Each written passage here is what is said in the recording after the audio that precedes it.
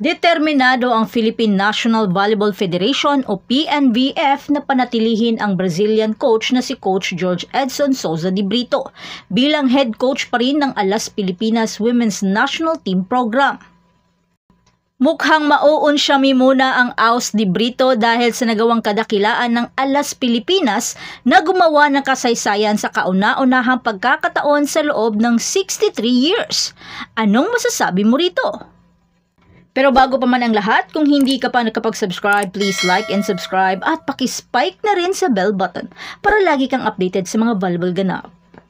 Sa isang kamakailang pahayag, ipinahayag ni PNVF President Ramon Tat Suzara ang kanyang hangarin na ipagpatuloy ang papel ni de Brito bilang head coach. Ang desisyong ito ay kasunod ng tagumpay ng ALAS Pilipinas laban sa Chinese Taipei na nagresulta sa kanilang pag-akyat sa Asian Volleyball Confederation o AVC Challenge Cup for Women semifinals at winalis ang Pool A na walang bahid na talong record. Binigyan din ni Suzara ang kasaysayang pagkamit sa ilalim ng pamamahala ni de Brito, kung saan ang Pilipinas ay umabot sa semifinals ng anumang AVC o Asian level competition sa unang pagkakataon. Ang tagumpay na ito ay malaki ang naitulong sa paglago at pag-unlad ng Philippine Volleyball. Malakas ang paniniwala ng PNVF na walang dahilan para palayain si Coach Jorge.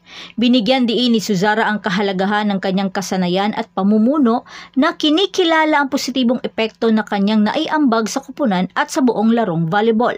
At marami pa atang mga international league pagkatapos ng AVC na kailangan nilang daluhan. Personal na ipinahayag ni Coach Jorge ang kanyang hangarin na manatili sa Pilipinas, kasama na rin ang kanyang pamilya. Siya ay napamahal sa bansa at tinanggap ang kultura ng mga Pilipino.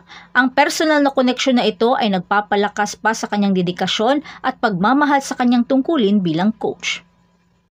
At matapos ang matagumpay na performance ng ALAS Pilipinas sa Pool A, malaki ang pag-usad ng Pilipinas sa FIVB Women's World Ranking. Tumaas ang kanilang pwesto mula number 62 hanggang naging number 55 at nagawa nilang pasukin ang top 10 sa Asia na nasa number 8 na sa pwesto. Sa tingin ko, noon pa man ay hangad na niya ang mga Lasal Lady Spikers na mapabilang sa lineup ng national team. At sa kauna-unahang pagkakataon ay ngayon lang din ako nakakita na nagpahiram ng players ang Lasal. For me nasubaybayan ko rin naman noon kung gaano kahirap bumuo noon ng roster dahil sa pandemic era pa nga noon. At minsan pa nga, ang inaasahan mong manlalaro ay maa-isolated pa. Kaya napakahirap din. At syempre, ang di nauubusang drama. Pull out doon, pull out dito. At ang di malilimutang fresh, tall, and younger players na ang daming pumalag dahil ligwak sa standard sina Morado at Valdez. Gayunpaman, di niya siguro inasahan na marami palang politika at drama sa Pinas. Kaya ngayon, buti na lamang at pumayag si Morado na dala ang natutunan niya galing sa Japan at bumuo ng balancing lineup. At naibangon niya ang kanyang sarili sa pagkakataong ito dahil nakagawa ng kasaysayan ng ALAS sa ilalim ng kanyang pamumuno. At sa kabuuan, determinado ang Philippine National Volleyball Federation na panatilihin si Coach Jorge Edson Souza de Brito bilang head coach ng ALAS Pilipinas Women's National Team Program. And guys, ang kanilang apilang ito na manatili siya ay batay sa kanyang historic achievement, positive influence at sa team remarkable progress. Pero syempre aasa tayo na may pagpapatuloy ni Coach Jorge ang tagumpay at ng ALAS Pilipinas.